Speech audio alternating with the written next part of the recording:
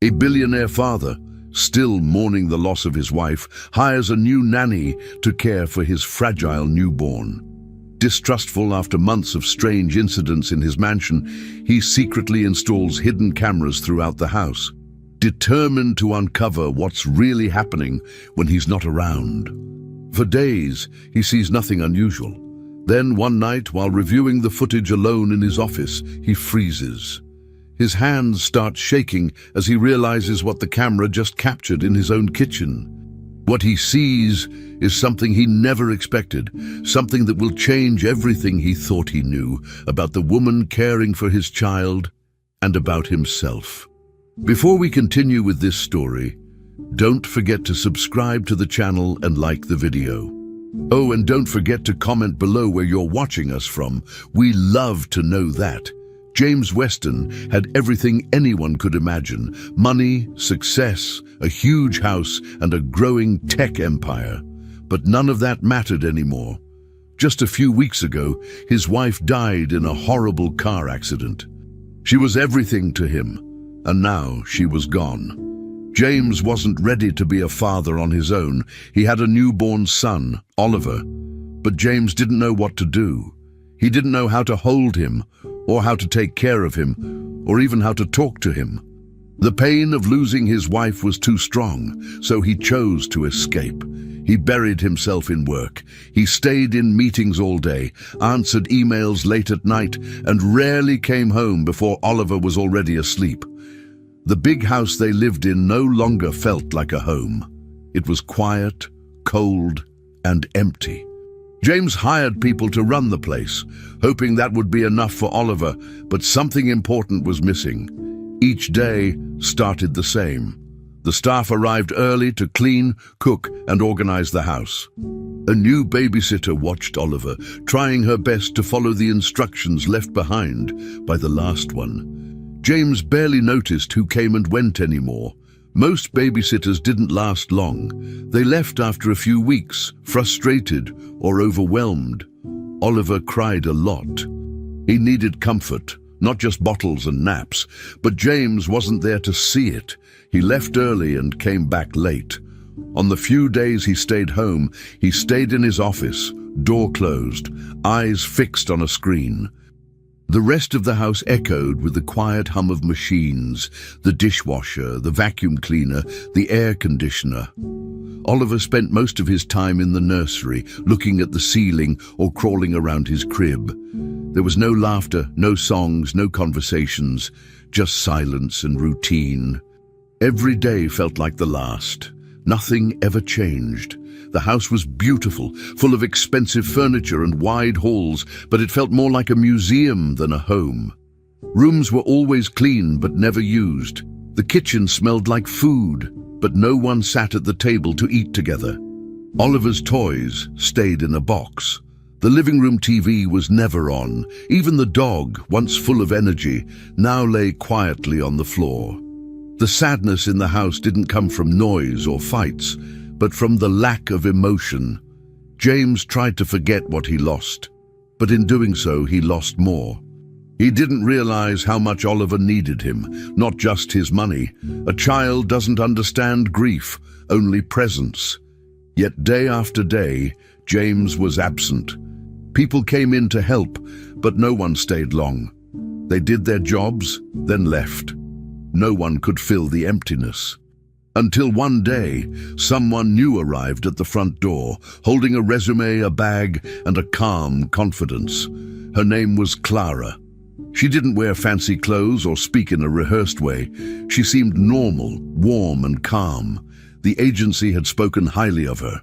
She had experience, patience, and kindness, something the other babysitters lacked. James didn't even meet her on the first day.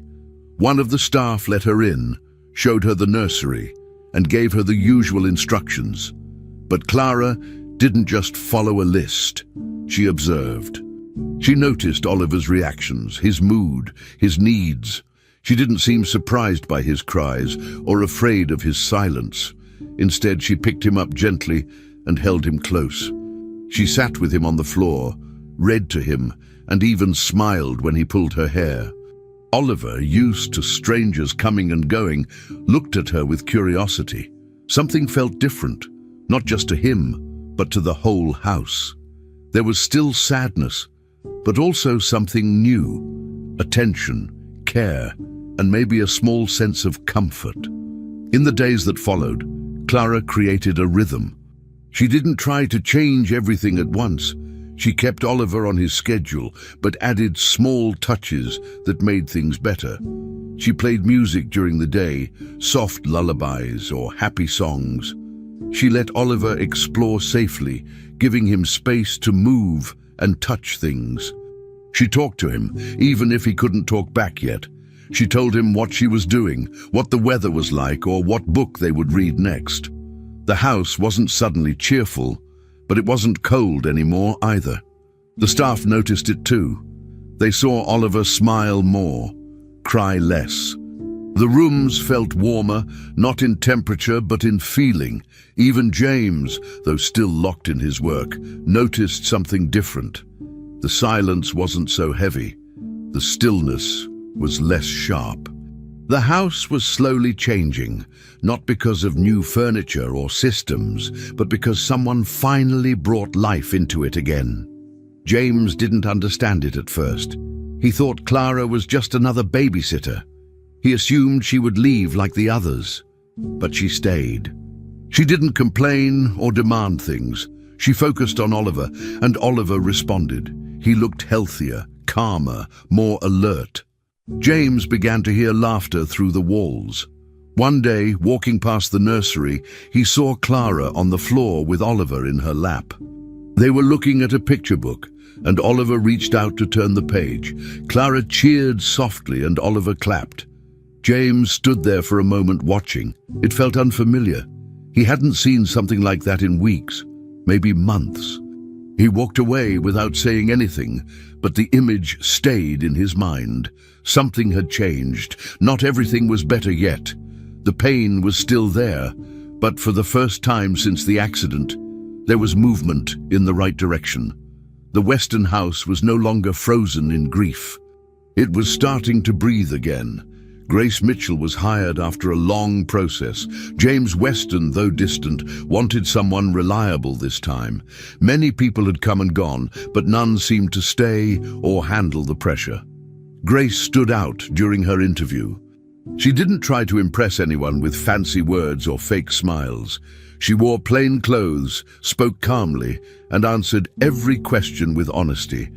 Her experience was clear in her words and posture. She didn't promise anything magical, but she made it clear she knew how to care for children and handle tough situations. When she arrived at the Weston mansion, she brought only a small suitcase and a notebook. She looked around with quiet observation. The house was big and clean, but cold and still. She didn't comment, just nodded politely and asked to be shown to Oliver's room. From the first minute, she moved with purpose and calmness, taking mental notes. She had done this before. She was ready to do it again. Grace didn't waste time trying to impress James or the staff. She introduced herself properly, but kept her focus on Oliver. The baby was quiet at first, but not in a peaceful way. Grace noticed things quickly. Oliver flinched at sudden sounds, even soft ones. When the light from the window hit his face, he turned away and frowned. During his first cry in her presence, she noticed something else.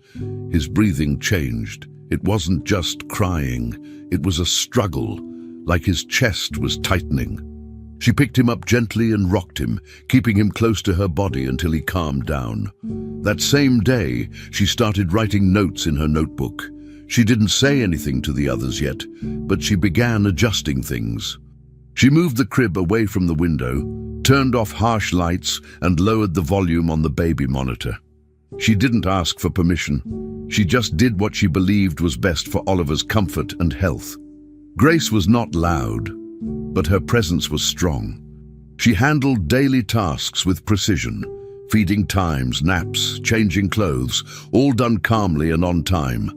She didn't complain, didn't rush. Over the next few days, she continued to watch Oliver closely. She noted the moments when he got tense, how often he reacted to light or sound, and how long his breathing took to return to normal after crying. She wasn't a doctor, but she trusted her instincts. Grace also made changes to his surroundings. She added a soft curtain to filter light in his room, used quieter toys, and even moved her own sleeping arrangements to the room next to his. This allowed her to respond faster during the night. She never made a big show of these actions. It was all done quietly and efficiently. While the rest of the staff noticed her professionalism, James continued his pattern. Brief greetings at breakfast and nothing more. He still kept his distance. Every morning, James passed through the kitchen, grabbed a quick coffee, nodded in Grace's direction, and left for work. He didn't ask questions about Oliver, and he never stayed to talk. Grace didn't force anything. She responded with a polite "good morning" and then returned to her tasks. What mattered to her was Oliver. She knew that babies couldn't speak, but they could show everything through their reactions. Grace watched for those reactions. When Oliver cried, she didn't just wait for him to stop. She comforted him, adjusted his position, checked the temperature in the room, or sang softly. Each time, she learned more. She also kept recording the details in her notebook. Dates, times, symptoms, changes she tried. Slowly, she built a picture of his condition. She still didn't have answers, but she wasn't ignoring anything. Her goal was to understand and improve things as much as possible. Her connection with Oliver grew stronger, though it was still quiet and patient. Grace never talked about building a bond. She just did it through actions. Every day, she was there when Oliver woke up, and every night she checked on him before sleeping. The baby began reacting differently to her. When he heard her voice, he moved. When she held him, he relaxed. His breathing didn't improve completely, but the comfort helped. The house staff noticed that Oliver seemed more stable. Grace didn't take credit. She didn't seek approval or praise. She remained focused on making the environment better. At night, when the house became quiet, Grace read in her room next to Oliver's. Sometimes she got up to check if he was sleeping well. Other times, she sat in silence, thinking about the day. Her notes grew longer. She was starting to recognize patterns in Oliver's reactions. Still, James hadn't changed. He came and went with the same coldness, as if nothing could break through. But Grace wasn't there to change him. She was there for Oliver. Despite the lack of attention from James, Grace stayed committed. She wasn't discouraged by his silence or emotional distance. She had worked in many homes and seen different kinds of parents. She understood grief in her own way, and she didn't judge him. Still, she remained present, observant, and kind. Her world at that moment was centered on a baby who couldn't speak but needed to be heard. Oliver had no words, but Grace listened to his body, his reactions, and his rhythms. Day by day, she adapted the house to fit him better. She didn't demand big changes. She didn't try to make James notice her work. What she did was simple. She showed up, she paid attention, and she cared. Her relationship with Oliver was growing into something strong and real, based on trust and quiet care. She slept in the room next to him every night, always ready. Without saying much, Grace had become a steady presence. A bond was forming, even in silence. James Weston was going through his usual morning routine at home before leaving for the office. As part of a habit he had developed after becoming a father, he opened the security system on his tablet to review footage from the previous day. Normally, it was just a routine check. Most of the videos were boring, just staff walking around or the baby sleeping. But this time, something caught his eye. The footage from the kitchen camera showed Grace holding Oliver in a strange way. James looked closer. She had Oliver upside down, his head pointed toward the kitchen sink.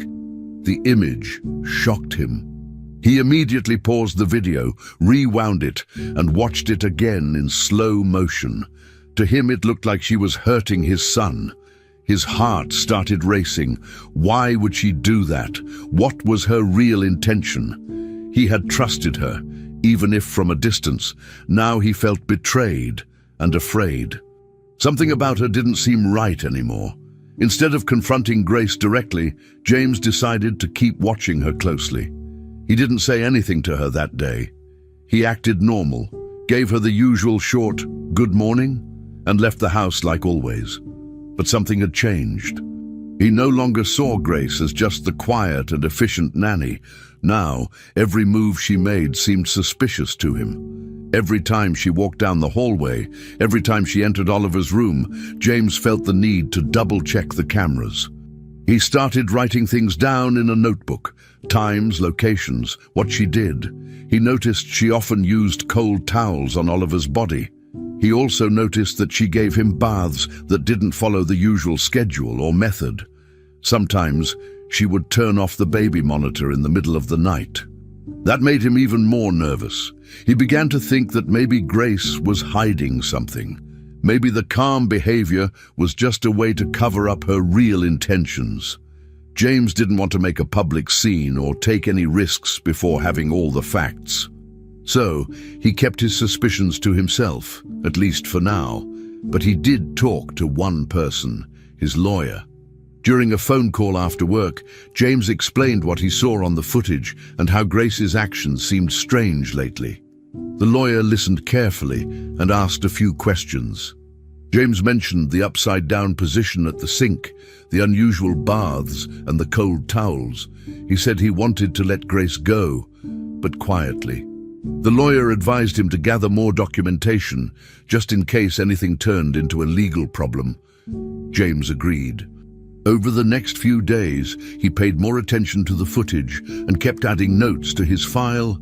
He began to form a plan to dismiss Grace without drawing attention. He would wait for the right moment, make sure there were no complications, and remove her from the house.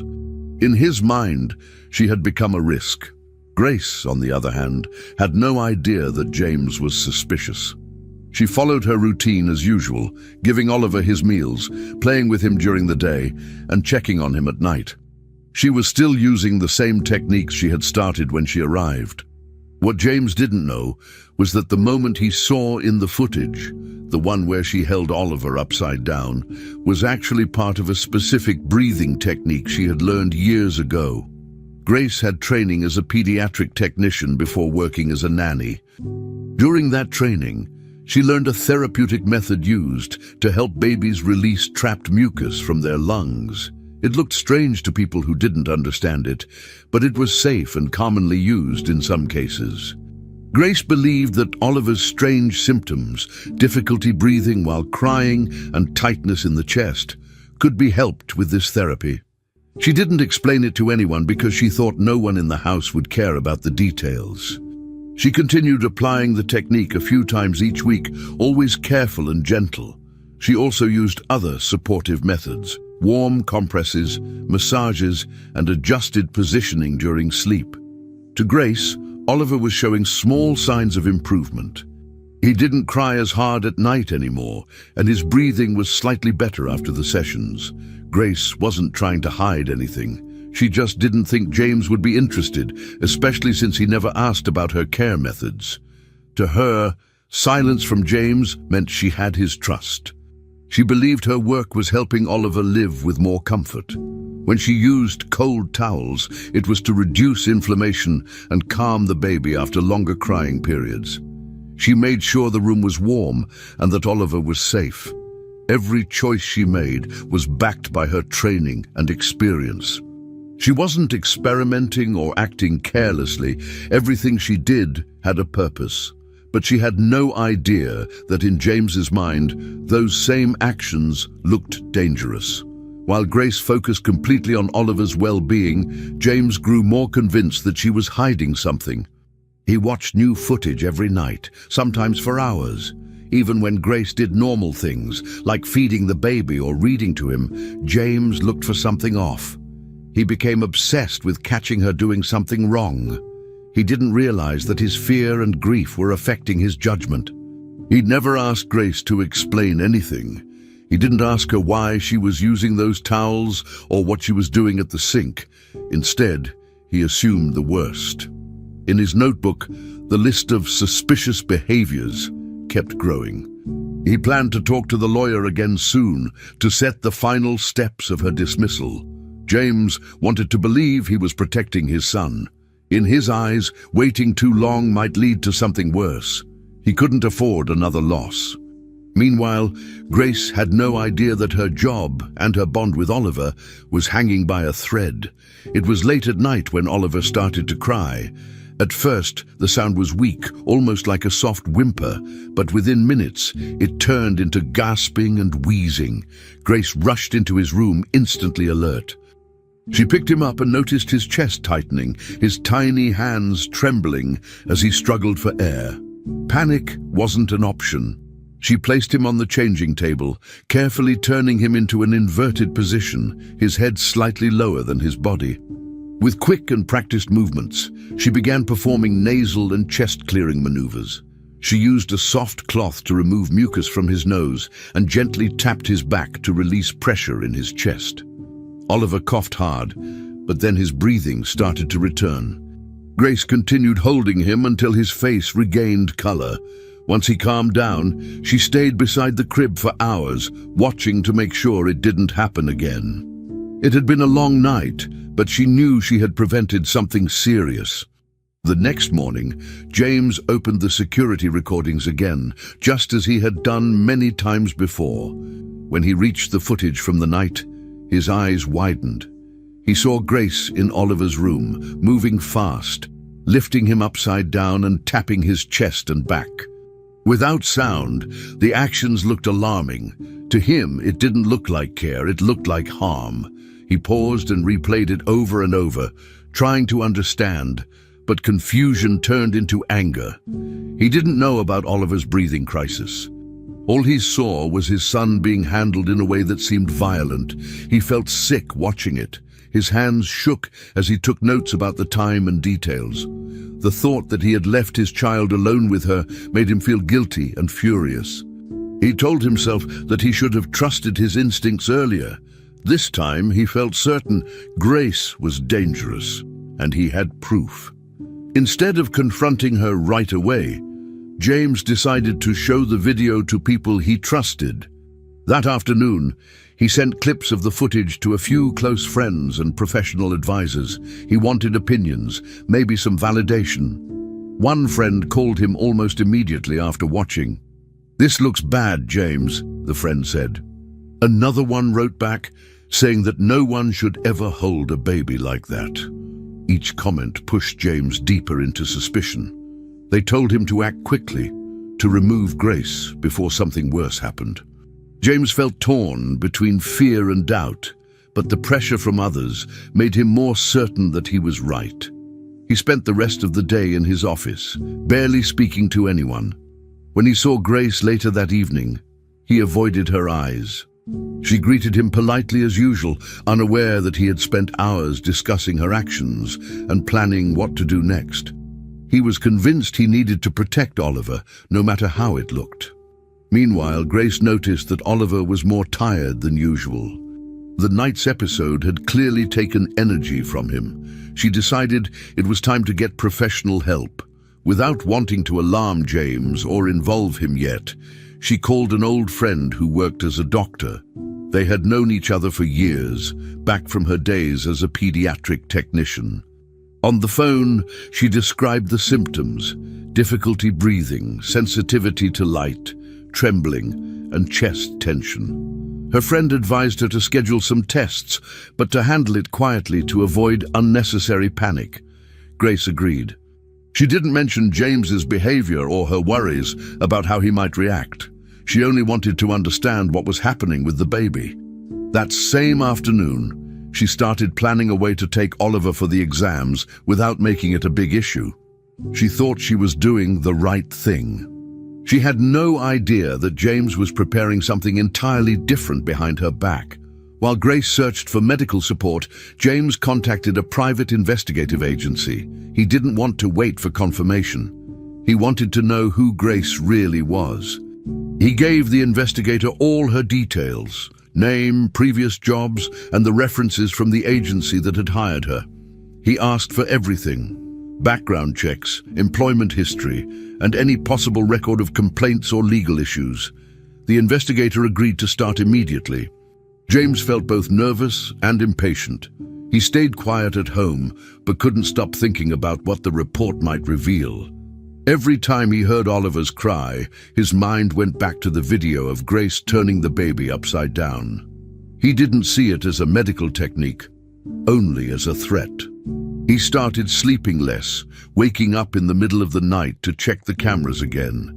The tension in the house grew heavier, even though no words had been exchanged. James was now watching every move. The days that followed were filled with unease. Grace noticed that James had become more distant than ever. He barely greeted her, and when their paths crossed, his look was cold and sharp.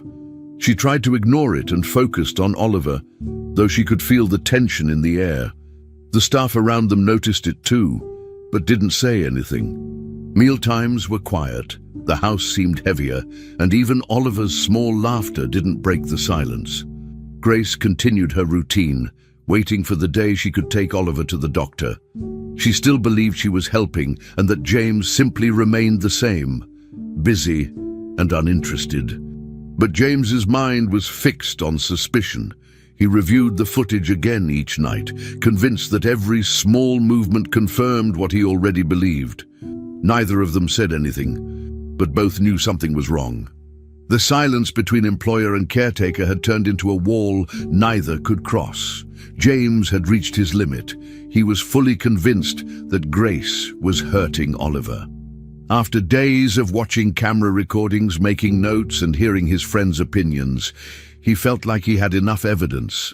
Without speaking to her directly, he made a decision. That morning, James contacted the police and asked them to come to the mansion. When the officers arrived, James pointed them straight to Grace. She was in the living room, holding Oliver on her lap and helping him with his bottle. The police approached her in front of the house staff. They asked her to stand up, checked her belongings, and questioned her without delay. Grace looked shocked and confused, but she cooperated. She asked what was going on, but no one gave her a clear answer at first. The staff stood around, whispering, watching everything. Some looked surprised, others suspicious. As the police led her out of the house, a few employees shook their heads. One even muttered, "I knew something was off." She wasn't arrested, but she wasn't allowed to leave until she gave a full statement. She sat in a small room, still unsure about what exactly she was being accused of.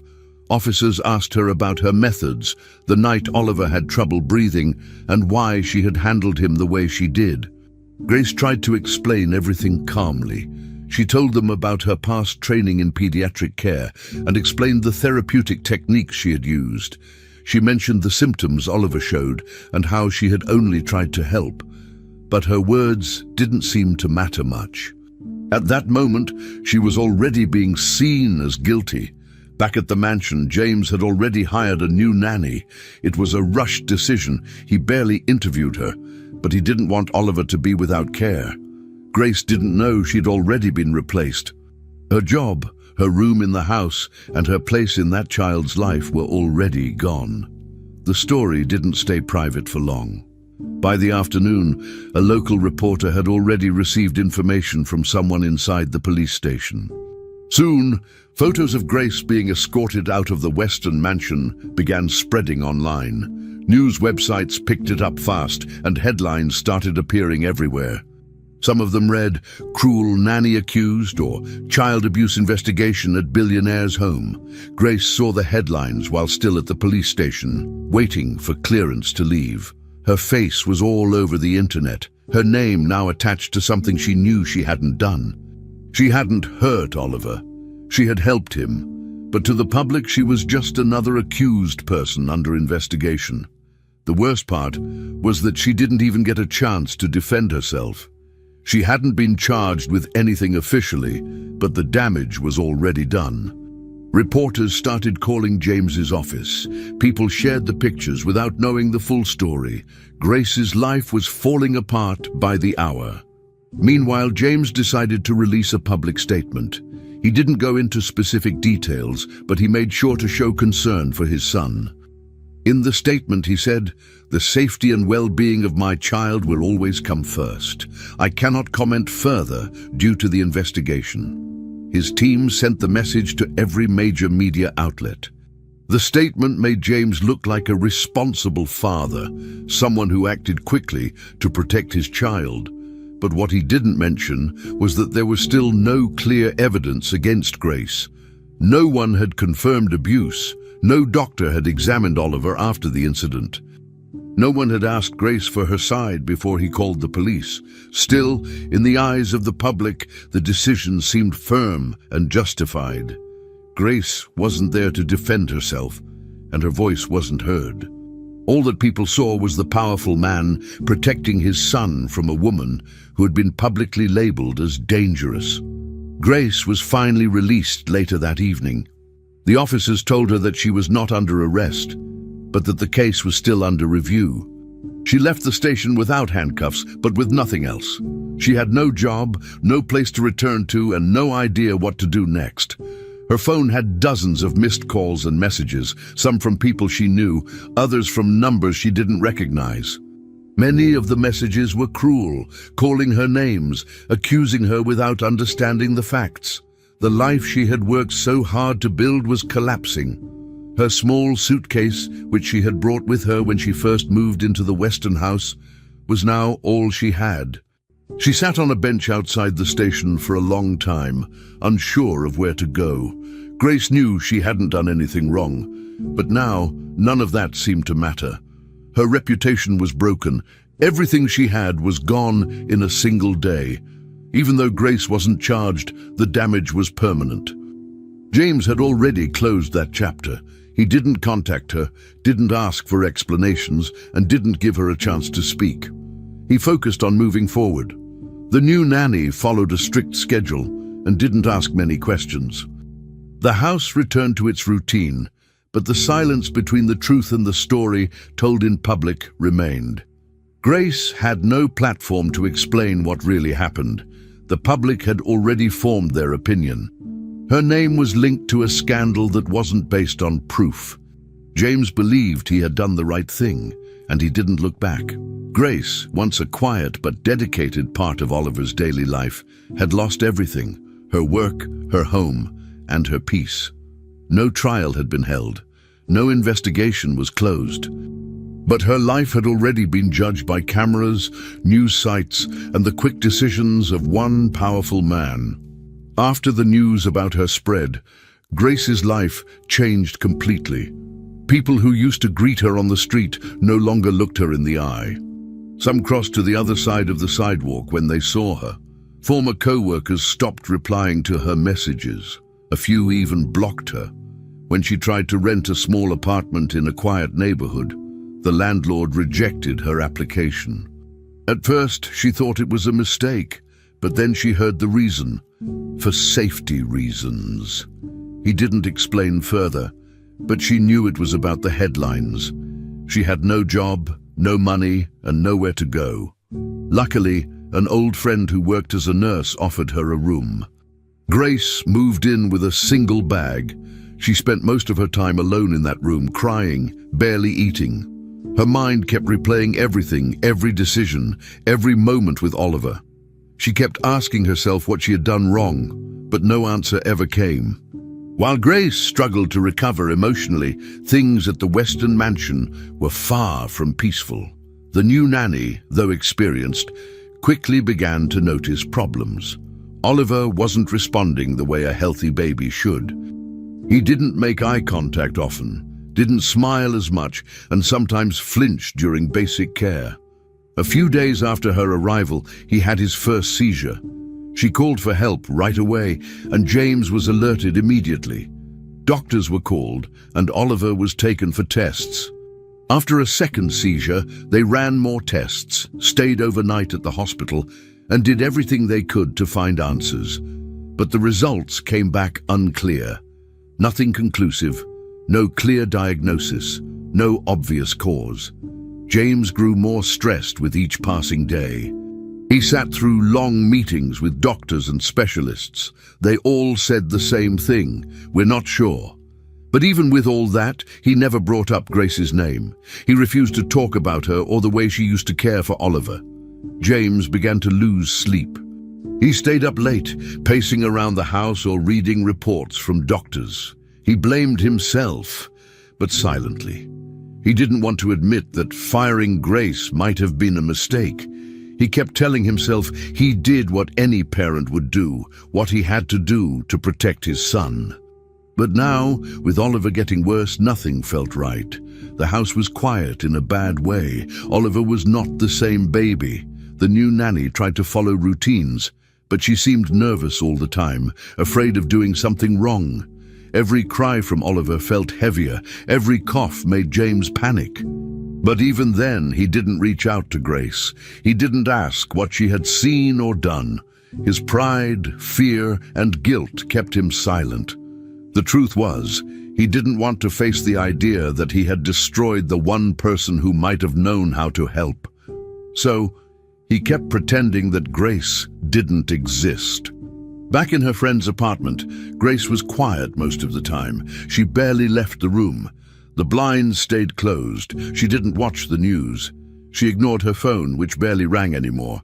Some days she cried until she fell asleep. Other days she just stared at the ceiling. But one thing kept her going: her notes. From the moment she was removed from the mansion, she started writing everything she could remember about Oliver's symptoms. She wrote down the first time she noticed his breathing problems, the changes in his reactions to light, and the times his body felt too tense.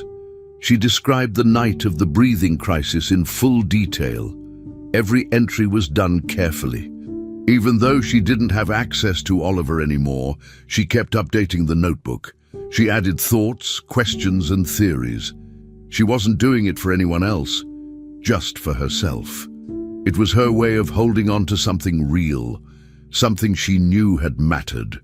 Grace's friend, the nurse, sometimes asked if she wanted to talk or go for a walk, but Grace usually refused. She felt like anything she said would sound like an excuse. She had no job to return to. She couldn't even use her name on a job application without people recognizing her. The internet didn't forget, and neither did the public. She became the cruel nanny in every article and headline. Even if there were no charges, the damage was done. Her reputation was gone. She knew she hadn't hurt Oliver. She had only tried to help. But that truth felt useless now. It didn't matter what she knew if no one would listen. Still, she kept writing. She kept recording every small detail she could remember, hoping that maybe one day it would mean something. Maybe someone would ask her side of the story. Until then, she remained isolated, both by choice and by force, with nothing left but the truth she carried alone. Every night, Grace sat with her notebook in silence. She had no access to Oliver, no way to see how he was doing. She didn't even know if he was okay. The only updates she ever heard came by accident. News headlines or whispers from neighbors, but even without contact, she kept remembering things. She added pages to her notebook with anything that could help explain his symptoms. She didn't do it to fight back or clear her name in the media. She did it because it was the only thing she had left. Her words were her only weapon, and even if nobody cared, she refused to stop. She didn't hate James. She didn't wish harm on anyone. But the silence from his side hurt. He had the power to ask, to listen, to reconsider, but he didn't. Grace stayed in the small room, surrounded by silence. Her life paused. She had lost everything, but she still believed in one thing: the truth, even if no one wanted to hear it. Grace couldn't stay quiet any longer. After weeks of silence, shame, and isolation, she decided she had to speak for herself. No one was defending her, and the public had only heard one version of the story. She contacted a few local reporters and told them she would be giving a statement outside the hospital where Oliver was being treated. She didn't have a PR team, a microphone, or any plan. She just wanted to tell her side. On the day of the improvised press conference, she stood on the sidewalk with her notebook in hand. Only a few journalists showed up. Some of them were from small blogs or local news sites. From the beginning, they didn't take her seriously. They laughed quietly among themselves, rolled their eyes, and made sarcastic comments as she spoke. Still, Grace tried her best. Her voice was shaking, but she explained everything she had seen and done while caring for Oliver. She hoped someone, anyone, would finally listen. But before she could finish, a man walked up and cut her off. He was the Weston family's lawyer. Dressed in a suit and holding a folder, he stepped directly in front of the cameras and spoke loudly so everyone could hear. He accused Grace of trying to use the situation to make herself look like a victim. He said she was only trying to create drama and take advantage of the public's attention. His words were strong and dismissive. The few reporters who had shown up now focused their cameras on him. One journalist whispered, "This is getting good." Grace stood frozen. She tried to speak again, but the lawyer wouldn't let her. "You had your chance," he said, "and you lost it." Minutes later, someone uploaded a video of the scene to the internet. It was edited with a mocking title, "Fallen Nanny Tries to Justify Herself, Pure Embarrassment." Within hours, the video had thousands of views. People laughed in the comments. Grace's attempt to defend herself had backfired. While that video was spreading online, something serious was happening inside the hospital. Oliver had suffered another major health crisis. This time, it was worse than the others. His small body trembled, and he stopped responding. Doctors rushed to stabilize him. They placed him in the intensive care unit for close observation. Machines beeped non-stop. Nurses moved quickly, adjusting wires and checking monitors. James was called immediately. When he arrived and saw Oliver in the ICU, he broke down. His hands were shaking. He asked question after question, but the answers were always the same. "We don't know yet." The new team of doctors ran more tests. Still, nothing clear came up. James felt helpless. His son was getting worse, and he didn't understand why. In a panic, he began calling specialists from around the world.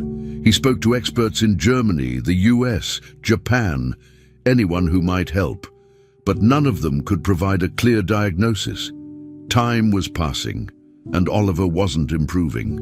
Back at the hospital, tension filled every room. Nurses and staff worked through long hours, trying everything they could. One afternoon, a nurse was organizing some storage boxes left in a corner of the pediatric wing. Among the mess of medical files and old equipment, he noticed a small, beat-up notebook. Curious, he picked it up and flipped through the pages. It was full of handwritten notes, dates, times, symptoms, observations.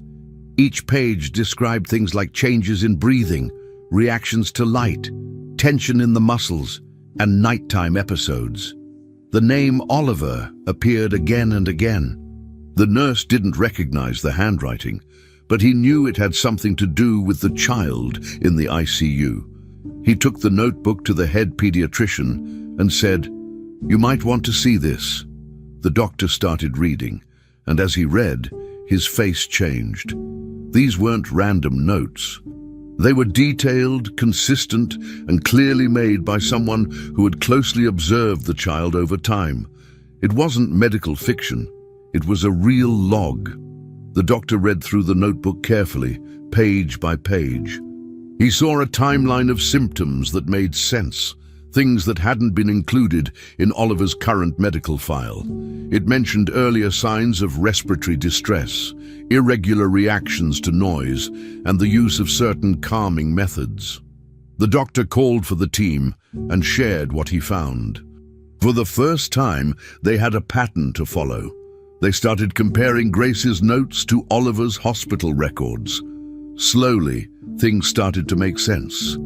The seizures, the stiffness, the sensitivity to light. It all pointed to a rare neurological condition that was hard to detect through normal testing. Without those written observations, they might never have considered it. The team agreed to run specific tests related to the condition mentioned in the notebook. James wasn't told right away. The doctors didn't want to promise anything yet. But privately, the doctor thought, whoever wrote this might have saved that child's life. Grace's notebook, forgotten in a pile of boxes, was now their best clue. Meanwhile, James remained in a state of stress. He didn't sleep much and barely left the hospital. He stayed near Oliver's room, pacing and making calls. He still believed he had done the right thing by removing Grace.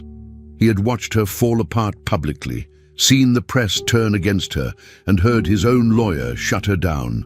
But none of it had helped his son. The specialists he contacted had no answers. The new nanny, despite her best efforts, was overwhelmed. The hospital staff avoided eye contact with him, not out of disrespect, but because no one knew what else to say. James didn't know that Grace's notes were now in the hands of the doctors. He had no idea that the woman he had humiliated might be the only person who had truly seen what was wrong with his son. As far as he knew, Grace was out of the picture for good. He didn't speak her name. He didn't think about her at all. But that was about to change. The hospital's medical director sat in his office, reviewing Oliver's latest test results and comparing them to the notebook found a few days earlier. He had read every page twice. The level of detail in Grace's notes impressed him. The descriptions, dates, behaviors, symptoms, and timing were exact. Everything she recorded lined up with Oliver's medical history. As he went through the information again, a specific possibility came to mind. He opened a medical reference guide and began cross-checking. That's when he saw it. Many of Oliver's symptoms matched a rare genetic disease, spinal muscular atrophy type 1, also known as SMA type 1. It was a serious condition, often missed in early stages, but treatable if identified in time. The director called for a meeting with the lead pediatricians and authorized immediate testing to confirm the theory. Within hours, results came back positive. Oliver had the disease. Without hesitation, they made a decision. Grace needed to come back. She had seen what no one else had. The hospital tried calling Grace directly, but her phone had been off. Eventually, they reached her friend, the nurse Grace had been staying with, and asked her to come to the hospital urgently. They didn't give many details over the phone, only said that something important had come up about Oliver's condition. Grace hesitated. She wasn't sure if this was real or another trap, but her friend told her to go. She dressed quickly and got into a car with a hospital driver. When they arrived, the area outside the hospital was still full of cameras and journalists. The media hadn't forgotten the scandal, and her name still came up in gossip blogs. To avoid more attention, security helped her enter through a service entrance at the back of the hospital. She walked through long hallways, avoiding eye contact with staff, unsure of how she would be received. But once she entered the medical wing, everything changed. People looked at her differently, curious, respectful, even relieved. Grace was brought to a private room where the medical team explained everything. They confirmed the diagnosis. Oliver had SMA type 1. The symptoms she had written down matched perfectly with the early signs of the disease. The doctors were clear. They had only reached this conclusion because of her notebook. Grace listened quietly but nodded. She already suspected this. When she was working as a pediatric technician years ago, she had seen a similar case and never forgot the signs.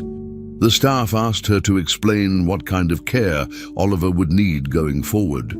Grace didn't hesitate. She told them about respiratory techniques, muscle stimulation exercises, and how to handle stress episodes during crying. She gave suggestions on how to set up Oliver's room to make him more comfortable.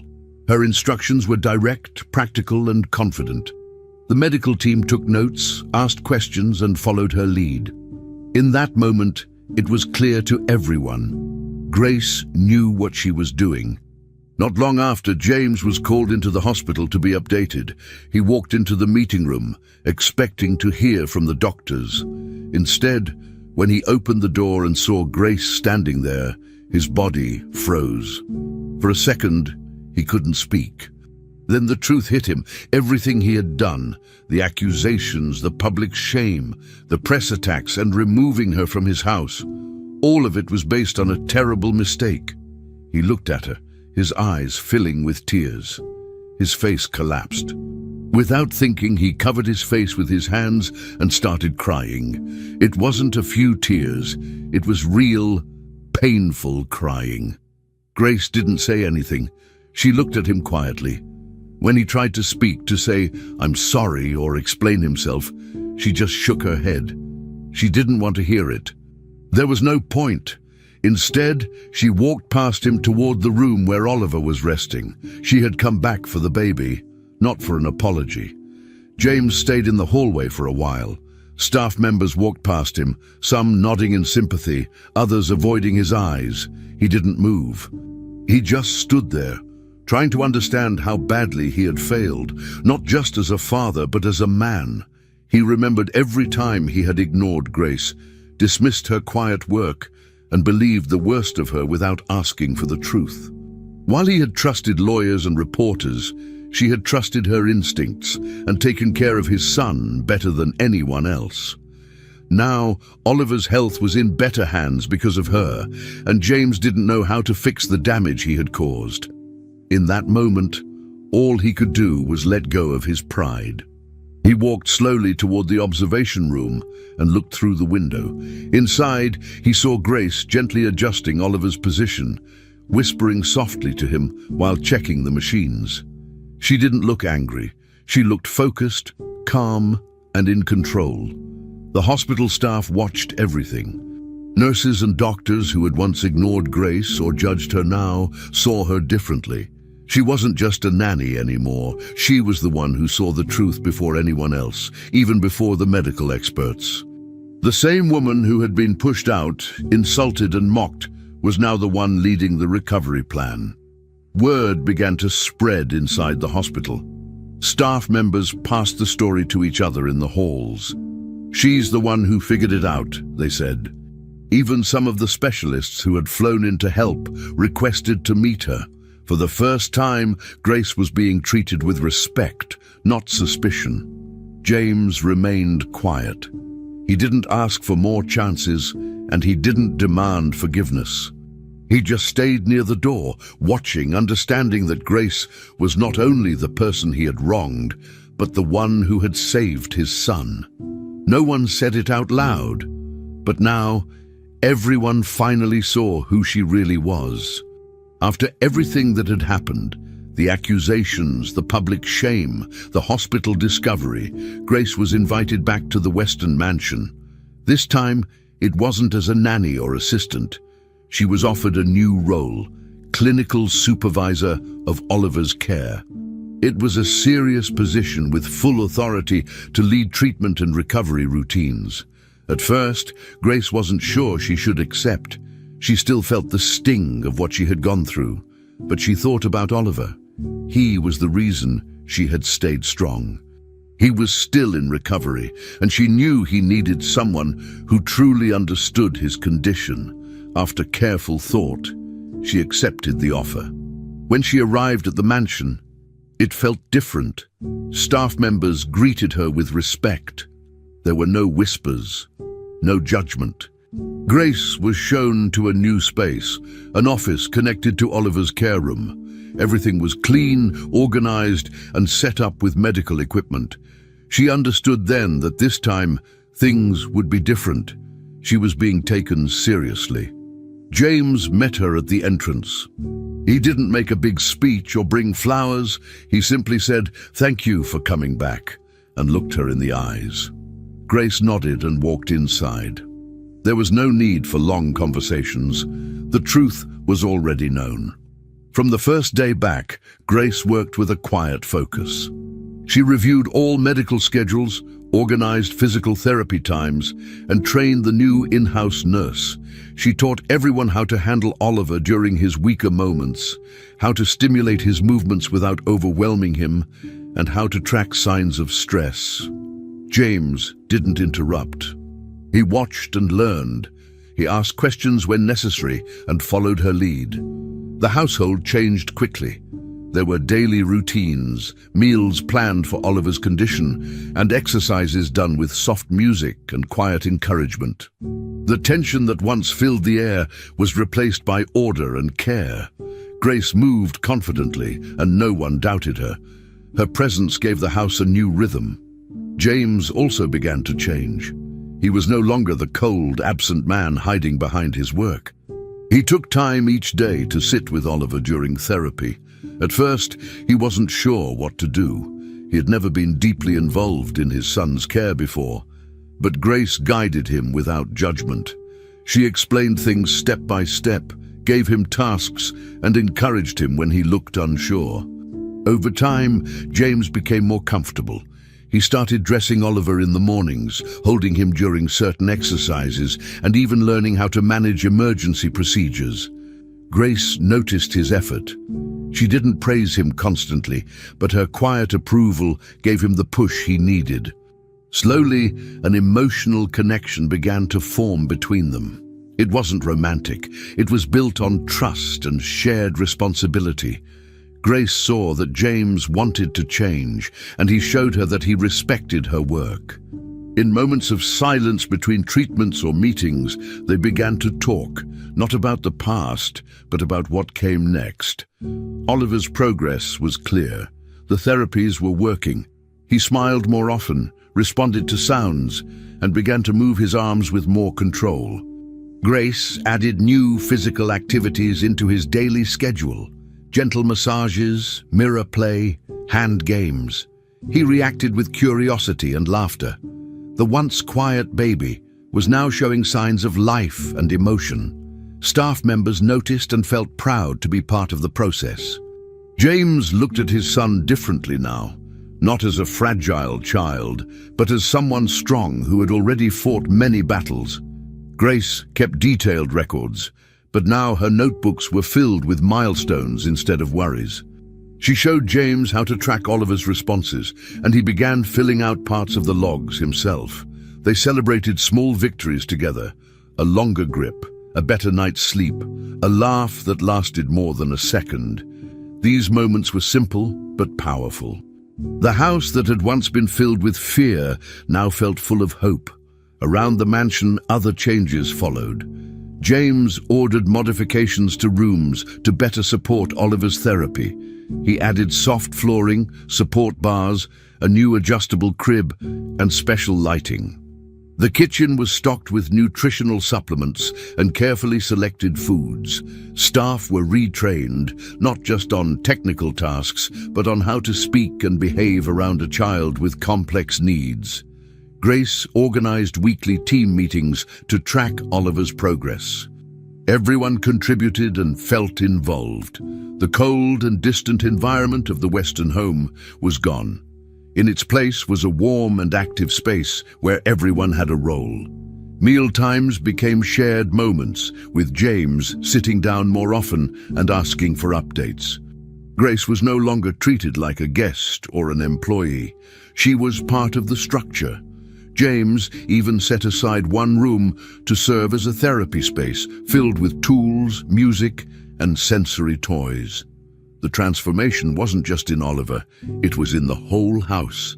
Grace could see the difference in James. He listened more, reacted with calmness, and asked before assuming. He started calling her by name, not just the nurse or the nanny. He trusted her judgment and followed her advice without hesitation. One afternoon, during a therapy break, he quietly said, "I don't know how I ever thought I could do this without you." Grace didn't respond with a long answer. She smiled, nodded, and gently reminded him to hold Oliver's hand during the next stretch. Their connection was no longer about blame or past mistakes. It was based on respect, teamwork, and genuine care. Grace didn't expect anything beyond that, and James didn't try to rush anything. The focus remained on Oliver, and as the little boy's arms reached forward to grab a toy for the first time, both adults sat beside him, proud and calm. The mansion was no longer a place of fear, but a true home. The cold walls had been replaced with life. As time passed, Grace decided she wanted to do more than just care for Oliver. What had happened to him and to her could not be forgotten. She had seen how difficult it was for families to find early diagnoses for rare diseases and how quickly judgment could destroy someone's life. So she began working on something new, a foundation to support families with children diagnosed with rare conditions, especially those with SMA type 1. She wanted to help others the way she had helped Oliver, through information, support, and proper care. She met with professionals, wrote a plan, and slowly built the organization from scratch. Grace named the foundation after Oliver's initials. It wasn't just a medical support center, it was a place for education, community, and awareness. James didn't hesitate to help. He provided the funding needed to launch the project. With his resources and Grace's experience, the foundation quickly grew. They both knew it was time to turn a painful past into something that could save lives. James went beyond financial help. He agreed to use his public image to spread awareness. As a well-known tech entrepreneur, he had connections in media, politics, and business. He gave interviews, made speeches, and partnered with hospitals. He openly talked about how long it took for his son to get a proper diagnosis and how that delay nearly cost him everything. He also admitted how much he had misunderstood Grace. James wanted to show that being rich or powerful didn't protect a person from making wrong decisions. Through these efforts, the foundation gained attention across the country. Medical professionals started joining, parents reached out to share their experiences, and children received quicker evaluations. Grace worked daily with families, helping them understand symptoms, guiding them through treatment options, and connecting them to specialists. What had started as a personal journey turned into a mission that impacted hundreds. Both Grace and James knew they were doing something important. It wasn't just about Oliver anymore. It was about changing the system. Meanwhile, Oliver continued to surprise everyone. Doctors had once warned that his progress might be slow and that many physical movements might not fully develop. But they hadn't expected his determination or the care he was now receiving. With regular therapy, a stable routine, and emotional support, Oliver made visible improvements. He gained more control over his body, learned how to express himself better, and started responding with clearer sounds and gestures. Grace and the medical team kept adjusting his therapy plan based on his responses. James spent more time with his son, playing, reading, and joining sessions. The bond between father and child grew stronger. Oliver's laugh became a familiar sound in the house. His smile brought energy to everyone around.